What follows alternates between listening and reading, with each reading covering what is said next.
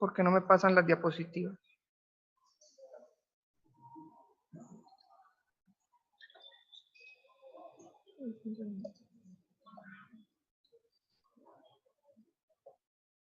A mí sí. No sé si había ¿Está bloqueado? Sí, señor. Porque la pancreatitis aguda es una enfermedad muy grave que tiene unas grandes implicaciones por el riesgo de mortalidad y por las expectativas que genera en los pacientes. Hablar de pancreatitis siempre es pertinente porque es muy frecuente. La carga emocional y el costo financiero que traen al sistema son aterradores. En los Estados Unidos podemos hablar de consumo de 3 billones de dólares al año. Y el páncreas es un órgano muy interesante porque, como decían los griegos, es donde está el alma. Entonces, es un órgano que tiene tantas funciones tan específicas y su localización está tan protegida que cuando tenemos una patología del páncreas, la situación puede ser muy grave. Además, y es de mucho interés para los cirujanos, tiene relaciones anatómicas que hace que técnicamente sea de manejo de intervención compleja, y por eso es que cada vez vemos más personas especializadas en cirugía hepatobiliopancreática o el enfoque de estas cirugías pues mayores también por otro tipo de abordajes. Entonces, como les decía, la pancreatitis es muy frecuente, es el diagnóstico de egreso más frecuente en los registros de los Estados Unidos y dependiendo de las poblaciones puede tener una incidencia que va entre 5 y 74 casos por 100.000 habitantes. Es una enfermedad muchísimo más frecuente diagnosticada en sociedades civilizadas, porque se asocia a un montón de características de la vida moderna, entre ellas se incrementa con la obesidad y con la exposición a algunas situaciones como algunos medicamentos para el tipo de patologías que no son asociadas pues, a las causas más frecuentes. Es muy interesante que si ya sabemos que existe y tenemos muchas cosas que hacer y reconocemos los tratamientos y hacemos el diagnóstico temprano, ¿por qué se nos sigue muriendo la gente de pancreatitis? Porque la pancreatitis es una enfermedad muy grave. Aunque su tasa de fatalidad ha disminuido, la tasa de mortalidad permanece constante y eso todo depende de la clasificación de la patología de acuerdo pues a indicadores que tenemos para analizar qué pacientes requieren algunos recursos en específico. Tenemos una presentación de pancreatitis por raza, es muchísimo más frecuente en los afrodescendientes comparado con los caucásicos de 3 a 1, pero si hablamos de nuestra raza o nuestra mezcla, no nos protege la dilución de las otras razas en nuestro base indígena, sino que antes se incrementa y tenemos poblaciones indígenas que tienen una mayor presentación de pancreatitis. No sabe uno decir si el problema es por la raza o si es por todas las otras condiciones de la vida moderna que nos aumentan la presentación. Es una patología más frecuente en mujeres y también en hombres, y con el cambio del comportamiento de los géneros se ha igualado o se ha hecho más similar la causa de las pancreatitis también en mujeres asociándose a pancreatitis alcohólica. Pero la pancreatitis en mujeres es muchísimo más frecuente o ha sido estadísticamente más significativa la de origen biliar. ¿Qué es la pancreatitis?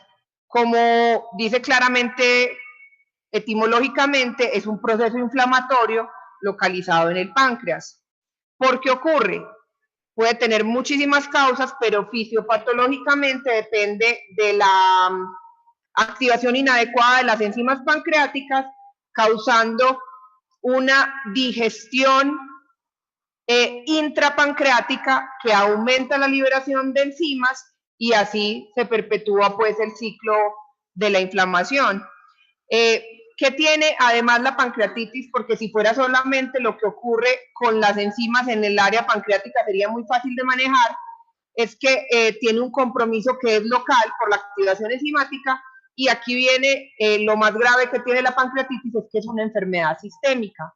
La liberación de todos estos radicales libres y de todos estos detritos y de todas estas sustancias pancreáticas genera una condición sistémica que aumenta la permeabilidad vascular, y por eso es que el tercer espacio no solamente se encuentra en el abdomen, sino que todos los espacios se hacen más permeables y puede haber una gran cantidad de lesiones en órganos a distancia. La pancreatitis tiene dos fases clásicas. Igual el objetivo pues de la charla es hablar de pancreatitis aguda y no de pancreatitis crónica, y la fase temprana se definen las 2 primeras semanas, y es donde tenemos la expresión de todas estas sustancias con una gran respuesta inflamatoria que puede llegar a un choque y requiere un montón de soporte, por lo cual tenemos que considerar que los pacientes requieren unidades de alta dependencia. Y de la pancreatitis aguda, cuando superamos la fase temprana con un tratamiento adecuado, medidas de soporte, es crítico de la fase tardía de la pancreatitis aguda, que el manejo ya se acerca más a lo que tenemos que hacer los cirujanos generales, con el manejo de las complicaciones locales y la definición, o más bien la resolución de la patología causal, porque siempre tenemos que hablar de litiasis vesicular como la causa más frecuente de pancreatitis en nuestro medio. ¿Cómo se hace el diagnóstico de pancreatitis aguda? Hay que tener presentes 2 de 3 criterios para hacer el diagnóstico. Es muy importante que clásicamente nosotros nos apoyamos más en el criterio paraclínico para hacer el diagnóstico, pero podemos reconocer que hay casos cuando el diagnóstico se hace tardío, y ya aún más tardío de los 7 días que uno piensa, 7 a 10 de la lipasa, usted sí puede tener diagnóstico de pancreatitis, porque los hallazgos clínicos son sugestivos y porque en la imagen encuentra hallazgos que lo hacen hacer el diagnóstico de pancreatitis. Aunque nuestra herramienta más clásica para decir que tenemos pancreatitis es la hiperamilasemia, o es la alteración pues de las enzimas pancreáticas. ¿Cuándo se decide hacer un diagnóstico por imagen en una pancreatitis? O mejor dicho, todos los pacientes en los cuales yo sospecho pancreatitis deberían salir de tengo el diagnóstico a hacerle una imagen. No necesariamente. Si yo tengo el diagnóstico clínico más la hiperamilasemia que me hacen diagnóstico de pancreatitis, no sería la tomografía el estudio urgente para solicitar. Es más, se preferiría, y más por ahorro de riesgo en exposición a radiación y función renal, la exposición a contraste, diferir la imagen en 48 o 72 horas para poder ver los hallazgos que definan si va a haber necrosis pancreática o requiere alguna otra apoyo. Entonces, cuando hacemos una tomografía en las primeras horas, cuando tenemos un dolor abdominal en el que el diagnóstico no es claro y requerimos el estudio para hacer el diagnóstico de pancreatitis. O también sería considerado importante hacer la tomografía en la época más temprana, si sospechamos de una vez que haya complicaciones. ¿Qué complicaciones podríamos identificar? Que estemos teniendo ya una necrosis o un absceso pancreático y de pronto el diagnóstico fue tardío. Entonces, todo depende de las condiciones del paciente, pero la tomografía no es necesaria. Si fuéramos a hablar de imágenes, hay otras imágenes a considerar primero, que aunque no son específicas para pancreatitis, son necesarias en el diagnóstico etiológico de la entidad. El diagnóstico clásico de pancreatitis debe estar dirigido hacia la clínica. Entonces, está muy bien descrito por los semiólogos, que es un dolor en el cuadrante, en el abdomen superior. El clásico está descrito en cinturón, o puede ser localizado hacia el cuadrante superior izquierdo. La intensidad del dolor puede ser muy variada y depende de la expresión que tenga de dolor cada persona, Y es muy importante aclarar que yo puedo tener una pancreatitis leve con un dolor intolerable o tener pacientes con una pancreatitis muy severa luego en las imágenes que su expresión de dolor no lo es tanto. Y es muy importante que se reconozca que el dolor se irradia a muchas partes en el tórax y el abdomen, y por eso el diagnóstico diferencial debe ser importante hasta para patología coronaria o isquemia mesentérica, o hasta con neumonía. ¿Qué hallazgos clásicos de la semiología son importantes en pancreatitis? Que la liberación de la presión del espacio retroperitoneal que se consigue con la genuflexión puede liberar el dolor, y por eso es que los pacientes llegan encorvados. Nos sirve para diferenciar otro tipo de pacientes. Los pacientes con pancreatitis, cuando hay retracción peritoneal, son pacientes que prefieren quedarse quietos y liberan la presión en el retroperitoneo. A diferencia de otro tipo de dolores que se pueden confundir, podría ser urolitiasis, donde es más frecuente que para tratar de controlar el dolor, estos pacientes se movilicen de manera importante. ¿Qué otros hallazgos tenemos que evaluar? Y es muy importante descubrir el abdomen en su totalidad, desde el área costal hasta la región inguinal, y es que cuando tenemos una pancreatitis hemorrágica, vemos los cambios de la reabsorción del grupo hemo en la pared. Tenemos descritos el signo clásico de Cullen, que es la periumbilical, y el de Gray-Turner, que es la localización de esta equimosis en el área lumbar. Como les decía, el diagnóstico tiene que incluir 2 de 3 criterios, y el criterio más sencillo y que es muy importante es el paraclínico.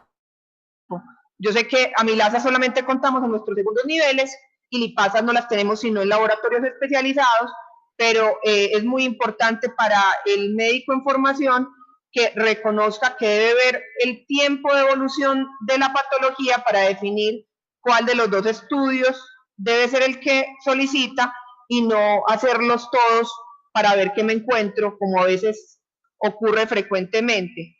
Tenemos que reconocer que hay algunas etiologías de la pancreatitis donde no va a existir hiperamilasemia. Entre ellas, la hipertrigliceridemia y la pancreatitis alcohólica pueden tener amilasas normales. Y llama la atención que los pacientes que pueden tener una necrosis pancreática severa, la disminución de la producción de amilasas hace que las amilasas no estén elevadas. También es importante reconocer que los pacientes con falla renal tienden a tener hiperamilasemia sin tener pancreatitis, y hay algunos otros órganos que cuando se inflaman pueden producir amilasas. Lo más clásico son las parótidas o las glándulas salivales. ¿Por qué podríamos preferir solicitar lipasas en algunos pacientes en específico?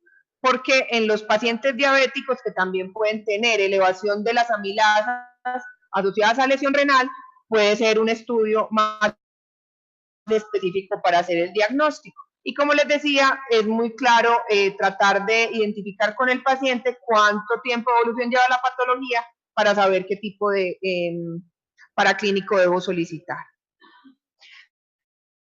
Entonces, como les decía, el diagnóstico por imágenes no necesariamente tiene que confirmar el diagnóstico, sino solamente cuando tenemos duda diagnóstica. La tomografía es altamente sensible y altamente específica para pancreatitis. No tiene todavía cabida decir que el estudio debe ser por resonancia, excepto si tenemos algunas condiciones en las cuales la resonancia sí es la mejor imagen a seleccionar.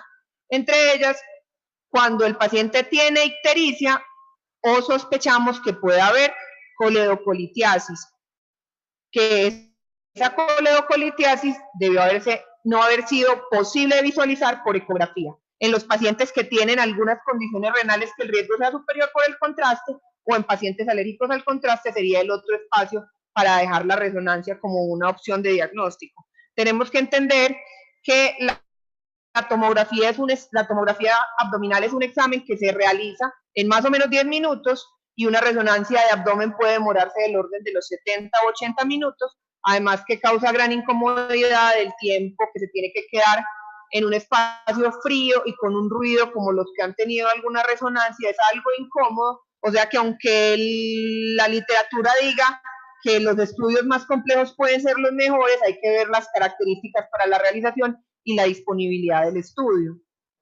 Entonces, como les decía, la pancreatitis biliar puede ser del orden de hasta el 70% de los casos y más o menos entre el 20 y el 40% de los casos quedan en otros orígenes.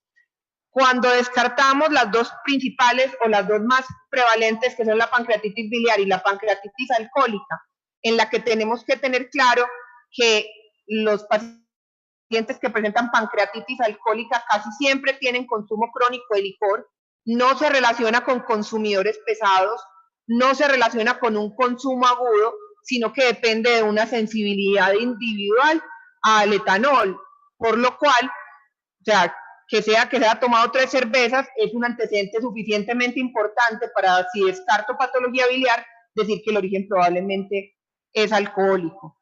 Y aquí llegan las etiologías más infrecuentes. Tenemos que reconocer de los medicamentos que usamos con frecuencia cuáles pueden tener más presentación de pancreatitis. Entre ellos llama la atención hablar de hidroclorotiazida, hablar de metformina, que usted no se preocupa sino por algunos antimetabolitos, ARA, todos, o sea, casi que cualquier medicamento podría estar asociado. Si hablamos de pancreatitis raras, la tenemos asociada a picadura de escorpión y a otro tipo pues de causas. Metabólicas, los diabéticos tienen una presentación más frecuente. La hipertrigliceridemia, como les decía, es muy importante tener el control de los triglicéridos para disminuir la presentación. Infecciones, está descrito, pancreatitis por algunos virus.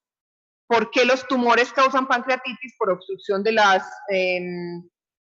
los conductos pancreáticos, y cuando nos quedamos sin ningún diagnóstico, siempre nos queda decir que es una pancreatitis idiopática, de que de aquí a la presentación de 10 años cada vez la proporción será menor, y que aunque ya no se hagan algunos estudios como el campo oscuro o la evaluación del riesgo de depósitos de barro biliar, que no son disponibles porque ya no son pues como el estudio de elección, cuando tenemos una pancreatitis idiopática en pacientes que presentan una recaída, y es más, en algunos casos podemos pensar que siempre todo paciente que ha tenido alguna pancreatitis debería poder prescindir de su vesícula. Cuando nos hacemos el diagnóstico de pancreatitis idiopática, cuando claramente no hubo el diagnóstico de la causa, y cada vez y desde que tenemos resonancia magnética tenemos más posibilidades de encontrar anormalidades anatómicas o fisiológicas que pueden causar la obstrucción más fácil de los conductos pancreáticos y una presentación de pancreatitis que es más frecuente en páncreas divisum y en otras anormalidades. Cuando tenemos familias con pancreatitis sin diagnóstico de biliar o de alcohólica, hay que buscar si no hay una mutación genética que aumente la presentación. ¿Qué es lo más importante cuando enfocamos un paciente con pancreatitis aguda? Yo creo que a todos nos ha pasado que tenemos el paciente de la gastritis que reconsulta frecuentemente en el servicio de urgencias de baja complejidad. Cuando a algún médico juicioso le ocurre hacerle unas amilasas, el paciente lo que viene es presentando pancreatitis. Entonces, lo más crítico es reconocer las condiciones de ingreso. Cuando hablamos de diferentes clasificaciones, habrá todavía los que piensan que puede existir una pancreatitis leve y la nueva clasificación del 2013 lo acepta, pero de todos modos se tiene que reconocer que es una patología pues de riesgo. Entonces, lo primero para la estratificación del riesgo es evaluar el estado hemodinámico, no olvidar nunca preguntar a los pacientes cómo están urinando, porque a veces cuando los vemos no se ven deshidratados, y siempre considerar hidratación agresiva. Y el distribuir qué riesgo evalúo yo en mis pacientes me permitirá definir a dónde debo remitirlos, quién los debe manejar y con qué recursos debe contar en este centro de atención donde lo reciba. Si el paciente está estable, podría ser estudiado tardíamente. Todos esos pacientes pudieron llegar con los que dimos de alta con una gastritis o pues que pidieron el alta voluntaria y después nos dimos cuenta que estaban con pancreatitis a repetición, probablemente no requieran ser remitidos y pueden ser manejados en baja complejidad y luego requieran mayores estudios. Y los pacientes que están en unas condiciones de riesgo superior, de deterioro neurológico, todos estos deben considerar de una vez que en la institución donde se remitan tenga un tercer nivel de complejidad con unidades de alta dependencia y con un soporte de imágenes que permita, si fuera necesario, hacer punciones o hacer otro tipo de tratamientos. Entonces, la mayoría de las pancreatitis que no diagnosticamos, debe haber un subregistro del diagnóstico y son pancreatitis autolimitadas, donde la activación de las enzimas es limitada, hay un edema pancreático, el paciente deja de comer o cambia la dieta, puede tener una hospitalización corta y evoluciona hacia la mejoría prontamente. La idea es, aunque usted reconozca que el paciente tiene un comportamiento benigno de la pancreatitis, debe reconocer que la clasificación real de la severidad se determina con las 48 horas, con la evolución de la función renal y la hemoconcentración. Tenemos la pancreatitis moderadamente severa, donde podemos tener falla orgánica, pero tiene una resolución con fácil manejo, la hospitalización no supera los 10 días, habitualmente puede tener colecciones peripancreáticas, la mayoría no requieren drenaje, dependiendo pues de las condiciones, que molesta que el dolor puede ser persistente y los pacientes ya tienen una elevación de reactantes de fase aguda y se presentan con mayor inflamación. Y la pancreatitis severa, que es de la que todos leemos, es más o menos hasta el 20% de los casos, y es la que definimos con una falla orgánica persistente que requiere medidas de soporte o que puede tener complicaciones locales, y todos estos pacientes deben ser remitidos para manejo en unidades de alta complejidad. Aquí tenemos, y es muy importante solamente para que vean varios detalles de cómo ha evolucionado en las reuniones de consenso de pancreatitis, que tratamos de cambiar el enfoque para reconocer los recursos y se han cambiado las cifras de presión arterial y saturación y pues, presión de oxígeno para poder dar una mejor clasificación de acuerdo a otros hallazgos como los que tenemos en el Apache y no solamente con estos hallazgos pues, de los gases arteriales. ¿Cómo podemos predecir la severidad de un paciente y los recursos que va a consumir? No hay ninguno de los puntajes, ni Marshall, ni Apache, todos nos sirven para predecir pronóstico de mortalidad, pero no puedo decir cómo va a evolucionar este paciente. Y por eso lo más importante es tratar de ser metódicos y sistemáticos con la reanimación para evitar todo el efecto de la inflamación sistémica en el efecto sobre todos los órganos para que podamos tener una mejor resolución de la patología. ¿Qué tenemos dentro de los predictores clínicos que podemos evaluar nosotros para definir qué paciente debería estar considerando remitir tempranamente porque su riesgo, según estudios, puede ser superior? Todos los pacientes que tengan alteración del sensorio, los pacientes mayores de 55 años, los pacientes obesos o que tengan comorbilidades. Un paciente diabético o renal va a tener un riesgo superior de tener complicaciones. Y los hallazgos clínicos que podemos ver como el reflejo de la respuesta inflamatoria sistémica serían un pulso superior a 90, taquipnea que es muy sensible porque ya pensamos que el paciente está tratando de barrer la acidosis pues, de su enfermedad sistémica, o que tengan una alteración de la regulación de la temperatura, sea con hipotermia o sea con fiebre persistente. De los hallazgos de laboratorio, y por eso siempre que uno va a leer vuelve a los puntajes pues, que nos enseñaron en la carrera, lo que tenemos que evaluar con el laboratorio es la función renal, la función hematológica y el deterioro de ellas mismas para poder predecir si el paciente está teniendo una adecuada compensación con el tratamiento ideal, que es la hidratación. ¿Qué hallazgos por imágenes nos hacen sospechar que el paciente va a tener complicaciones? Que tenga complicaciones pulmonares, entre ellas derrame pleural y infiltrados pulmonares, como les decía, la pancreatitis es sistémica, pero la inflamación pancreática solo por la vecindad del diafragma puede generar un mayor derrame pleural. Los pacientes que tienen colecciones amplias, casi siempre es que han tenido una respuesta inflamatoria superior y pueden tener mayores complicaciones que requieran manejo especializado. ¿Cuál es el tratamiento de la pancreatitis? Hacemos el diagnóstico y empezamos una hidratación agresiva. En los pacientes que tienen cualquier hallazgo de choque, la hidratación debe ser más agresiva. ¿Qué líquidos recomiendan? Todos tenemos disponible solución salina.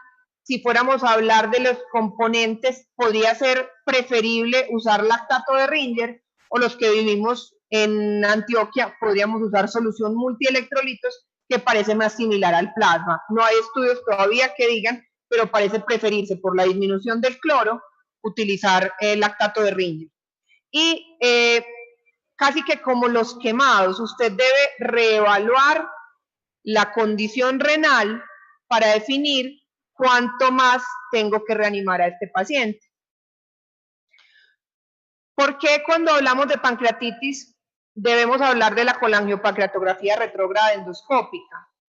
Porque como el principal origen es biliar, habrá solo algunas condiciones en las cuales la CEPRE en pancreatitis es urgente, y es solamente en los pacientes que tienen obstrucción biliar, y solamente es efectiva no causando un incremento del riesgo de complicaciones en los pacientes, que se logra hacer en las primeras 48 horas, 24 a 48 horas, porque luego no hace una desobstrucción de la vía biliar y tiene más complicaciones técnicas y riesgos para el paciente.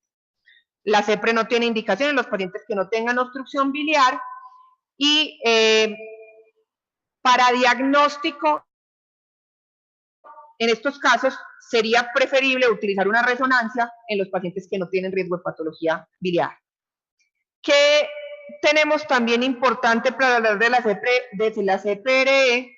Es que es una de las causas de pancreatitis, aunque nuestros especialistas en endoscopia cada vez están más entrenados y los porcentajes de complicaciones tipo pancreatitis han disminuido.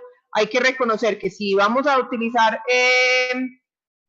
vamos a ordenar una CEPRE, el riesgo de pancreatitis siempre está ahí.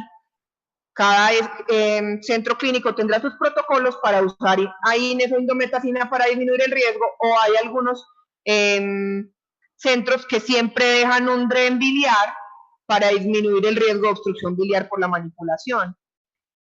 La pancreatitis, como les decía, es una complicación que es por lo menos el doble o el triple de frecuente que las perforaciones duodenales, o sea que es muy importante. Desde que han evolucionado los equipos y ha mejorado la curva, ha disminuido la presentación pues, de la patología. En Medellín tenemos una tasa de complicaciones inferior al 5%, o sea, comparable con los mejores centros. Escogiendo personas que sepan, o sea, que le reconozcan la curva de entrenamiento. Y reconocer que algunos pacientes, entre ellos los que tienen malformaciones anatómicas, van a tener un riesgo superior de tener complicaciones como pancreatitis. Y cada centro, pues como les digo, tendrá sus técnicas de usar o no usar medicamentos previos al procedimiento, o tener el uso de el stent biliar como el que vemos pues en esta diapositiva. Aquí podemos ver la papilotomía de precorte y la salida del cálculo en toda la ampolla de váter, y luego pues de la hemostasia se deja pues un DREN biliar. ¿Cuándo están indicados los antibióticos en pancreatitis? Y esto es casi que la evolución de todas las áreas del conocimiento. Cada vez estamos utilizando de usar la menor cantidad de medicamentos en condiciones que no estén indicados. Y con los antibióticos existe un riesgo superior porque estamos cambiando las resistencias en el medio. Entonces, ¿cuándo usamos antibióticos en pancreatitis? Cuando tenemos diagnosticada la infección extrapancreática. Ejemplo, colecistitis y pancreatitis. No le estoy poniendo el antibiótico a la pancreatitis, es a la colecistitis. No se recomienda el uso de antibióticos de rutina. Siempre se debe hacer en lo posible luego de tener un diagnóstico microbiológico para saber cómo dirigir el tratamiento. Y si vamos a escoger tratamientos de amplio espectro, reconocer tratamientos que tengan una buena penetración al tejido pancreático y segundo, al tejido necrótico. Por eso siempre terminamos en ciprofloxacina o carbapenémicos. Tenemos que reconocer que los carbapenémicos son uno de los grandes presionadores de resistencia en el medio, entonces por eso tenemos que ser tan cuidadosos con el uso de estos antibióticos. ¿Cuándo pensamos que una necrosis está infectada? Cuando el paciente persiste enfermo luego de una semana. Y muy importante porque hubo pues una escuela hace no muchos años de antifúngico en todas las pancreatitis con antibiótico. La idea es no antifúngicos en pancreatitis, excepto que se haga el diagnóstico pues de que haya una candidemia u otro tipo de complicación sistémica. ¿Cuáles son las complicaciones infecciosas de la pancreatitis? La necrosis infectada. No todas requieren drenaje, pero sí todas requieren punción. Todo depende pues del porcentaje de compromiso en el páncreas. Y las complicaciones sistémicas, todas las de la vía biliar, las asociadas al cuidado de la salud como la neumonía o la infección urinaria y la septicemia. ¿Cómo diagnosticar o cómo hacer la diferencia de síndrome de respuesta inflamatorio sistémico y sepsis, de acuerdo a los scores de la unidad de cuidados intensivos, el APACHE y las condiciones clínicas donde haya una respuesta y mejoría pues al choque? Y muy importante, yo a veces hago el inicio de antibióticos en forma empírica por las condiciones del paciente, pero si tengo el reporte de cultivos negativos, mi primera conducta debe ser suspender los antibióticos. ¿Cómo hacemos para prevenir la infección de la necrosis estéril? Seleccionando los pacientes a los que vamos a puncionar y les quería mostrar este número que es muy interesante, que es que si yo usara antibióticos en todas las pancreatitis, para que le sirviera a uno necesitaría tratar a 1.429. Entonces, estudios amplios demuestran que no debemos utilizar antibióticos en pancreatitis sin haber determinado que haya un compromiso pues infeccioso bacteriano demostrado. Con toda la tendencia de medicina biológica y similar, ha llegado la ola de dietas especiales o probióticos, no hay ninguna demostración de que puedan mejorar el pronóstico en pancreatitis. Cuando tenemos una necrosis infectada, el tratamiento antibiótico debe ser dirigido y el seguimiento debe ser estricto porque se ha demostrado que la mortalidad de los pacientes con pancreatitis que requiere manejo quirúrgico es muchísimo menor si la cirugía es tardía. Entonces, en estos pacientes es en los pacientes en los que los cirujanos no los queremos operar, a no ser que sea absolutamente necesario. ¿Cuándo hacemos punciones guiadas? Cuando vemos necrosis superiores al 30% y siempre podría ser la indicación hacerla cuando, aunque estemos haciendo tratamiento correcto, no hay mejoría del perfil inflamatorio e infeccioso. Si se sospecha de infección fúngica, siempre se deben realizar. ¿Cuál es la nutrición ideal en los pacientes con pancreatitis? Y todos ustedes han visto la tendencia a tratar de mejorar las condiciones de comodidad de los pacientes. O sea, no es suspender la dieta, es hacer una dieta más liviana, sin grasas y sin irritantes. En una pancreatitis leve usted podría no suspender la dieta.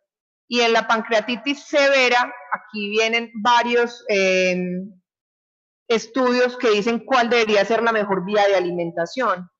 Se recomienda la nutrición enteral, pero precisamente por las molestias que causa la pancreatitis en distensión abdominal, dolor e indigestión, se propone que la alimentación sea por sonda nasogástrica o nasoenteral. No hay ninguna diferencia real en que sea mejor la nasoenteral que la nasogástrica, pero también por la distensión gástrica a veces es preferible ponerlo en nasoenteral y es el estándar de manejo que tenemos en la Escuela Universidad de Antioquia. También es importante reconocer qué pacientes requieren una sonda como manejo de la pancreatitis. La sonda nasogástrica es muy incómoda, pero es muchísimo mejor que el vómito persistente. Entonces, dependiendo de las condiciones en las que encuentre su paciente, podría considerar de entrada ponerle una sonda nasogástrica. ¿Cuándo reiniciar la dieta? Cuando la familia no sé que el paciente está comiendo, que no está comiendo nada y lleva pasando mucha hambre. No, cuando el paciente se vea mejor, le empezamos dieta. ¿Qué le empezamos? Gelatina. Siempre que estemos con una suspensión de una función, hay riesgo de atrofia de la mucosa intestinal y los ayunos prolongados causan eso. Igual, cada vez que dejamos de comer un tiempo y volvemos a comer, hay una intolerancia. Entonces, mientras menor sea el tiempo de ayuno, puede ser mejor para los pacientes. La dieta temprana da confianza en el manejo médico y acorta el tiempo hospitalario. Y el tiempo, o sea, la hospitalización corta disminuye las infecciones asociadas al cuidado de la salud, además de que es una conducta racional en el uso de los recursos del sistema. No se requiere realizar una progresión escalonada de hoy líquidos claros, mañana líquida completa, pasado mañana licuada, después hipograsa, no.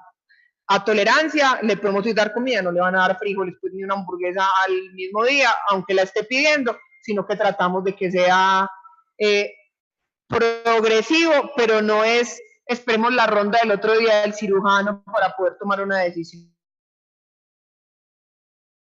¿Y en qué condiciones se podría considerar que la parenteral es la que no puede utilizar el tracto digestivo, pero es algo muy poco frecuente? ¿Cuál es la cirugía? Suena muy gracioso que un cirujano les hable de pancreatitis y la pancreatitis idealmente no se opera. A la colelitiasis y coledocolitiasis, este es una gran fuente de colecistectomías para el cirujano. Entonces, el cirujano maneja la patología, define que debe ser o no intervenido por pancreatitis y define cuándo debe ser realizada la colecistectomía. En los pacientes que tienen pancreatitis leve o moderadamente severa, la idea es hacer la colecistectomía pronto en la hospitalización. Cuando se resuelva la pancreatitis, operamos al paciente de la colecistitis y podemos disminuir las reconsultas, tanto por cólico biliar como por pancreatitis, siendo muchísimo más eficientes en el manejo, pero los pacientes que tienen pancreatitis severa no deben ser operados tempranamente, deben ser operados sí en la misma hospitalización, pero solo en el momento en que hayamos definido que se resolvieron o que no se presentaron las complicaciones que puede haber. ¿Cuáles son las complicaciones tardías que vemos? Mayormente necrosis que requieran drenaje o el pseudoquiste que puede requerir un manejo quirúrgico. Entonces, si vamos a tratar un pseudoquiste, de una vez le sacamos la vesícula y le operamos el pseudoquiste por laparoscopia. Como les decía, hay que tratar de diferir la cirugía en lo posible y si está disponible y el cirujano tiene el entrenamiento, hay varios abordajes de mínima invasión, tanto por laparoscopia vía anterior abdominal o por manejo retroperitoneal con equipos de mínima invasión para disminuir las complicaciones. Entonces, la colecistectomía se recomienda, como les decía, en la misma hospitalización porque puede disminuir este 18% de reconsultas por cólico biliar en los primeros 3 meses y pancreatitis tienen alto riesgo de reconsultar. Siempre, como les decía ahorita, los pacientes que tengan pancreatitis idiopática es mejor que se vayan sin vesícula para su casa. ¿Qué otros tratamientos quirúrgicos ofrecemos? El desviamiento pancreático se está volviendo una intervención histórica porque ya hacemos muchos drenajes o más drenajes por mínima invasión y tratamos en lo posible de no operar los pacientes, pero estaba descrito necrosectomía abierta, dejar el abdomen abierto, no con una bolsa de Biaflex como ustedes vieron, sino hacer un bolsillo que se llamaba marsupialización del páncreas, que era un cierre por segunda intención, y todos estos procedimientos tenían una alta mortalidad y una de las tendencias que ha mostrado la evolución del tratamiento de la pancreatitis es, como les digo, tratar de evitar procedimientos tan invasivos o diferirlos en lo posible. Aquí les quería mostrar que el drenaje percutáneo es también un tratamiento de mínima invasión que puede considerarse como quirúrgico. La laparoscopia, como les digo, puede tener vía anterior y posterior y hay un montón de procedimientos que se están haciendo que todavía no están bien probados en el medio, como cirugía endorificial, como por ejemplo una comunicación del pseudoquiste pancreático al estómago por endoscopia, o también está descrito hacer vía transgástrica un drenaje de la colección pancreática, nada disponible pues en nuestro medio. El drenaje del quiste sí, todavía no conozco a nadie en el medio que haga drenaje de necrosis pancreática vía transgástrica en nuestro medio. Entonces, para concluir, puntos críticos para el manejo de pancreatitis. Hacer un diagnóstico certero, tenemos las 3 herramientas que conocemos. Una estratificación que me permita definir cómo debo manejar el paciente y dónde lo debo remitir, y completar el manejo general al reconocer el origen de la patología y hacer su manejo adecuado. Y muy importante, porque debemos educar en cada una de nuestras consultas, reconocer, o más bien, promover conductas de vida sana, como el evitar el licor para disminuir el riesgo de tener complicaciones por esta patología. Muchísimas gracias.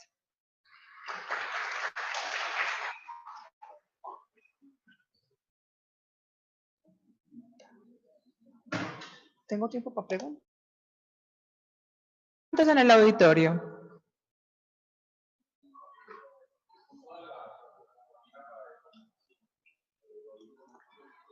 Eso está indicación de procalcitonina para definir el manejo de la pancreatitis. La procalcitonina es un marcador de inflamación. Lo que dicen ahora los estudios es que para diagnóstico de pancreatitis no vas a usar procalcitonina, ¿cierto? Pero ¿qué indicación tendría la procalcitonina en pancreatitis? Definirse una infección bacteriana, eso también hay escuelas que lo aceptan para la indicación de antibióticos y algunos que no están tan de acuerdo.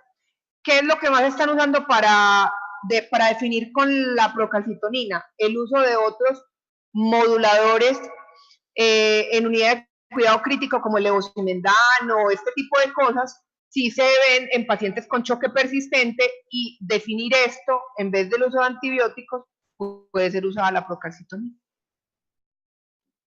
¿Alguna otra pregunta? ¿Alguna otra pregunta en el auditorio? Bueno, doctora, tengo 2 preguntas de la telepresencial. ¿Recomienda usted el uso de meperidina como analgésico? Recomiendo libremente el uso de cualquier opiáceo, el que tenga disponible. La gente no tiene que aguantar dolor. Una de las situaciones por las cuales la meperidina ha sido tan lastimada es porque tiene dentro de tu análisis del funcionamiento farmacológico es que puede causar una contracción del esfínter de Oddi. Pero eso no es sino una condición descrita, o sea, a los pacientes les va bien y no tiene contraindicaciones, o sea, es una cosa, si yo no tengo ni morfina, ni fentanil, Es más, mi segunda opción siempre es la meperidina, pero para mí, primero morfina. Y la última es, ¿a los cuántos días se debe esperar la elevación de las amilasas y las lipasas? Eso es una medición que depende de qué tanta inflamación haya, pero en los primeros, o sea, con el diagnóstico temprano debe haber elevación de amilasas. Y las lipasas se evalúan a partir del tercer a quinto día. Y las amilasas, idealmente, entre el primero y el quinto. Muchas gracias, doctora. Eso era todo. La siguiente conferencia es con el doctor Alejandro Moreno.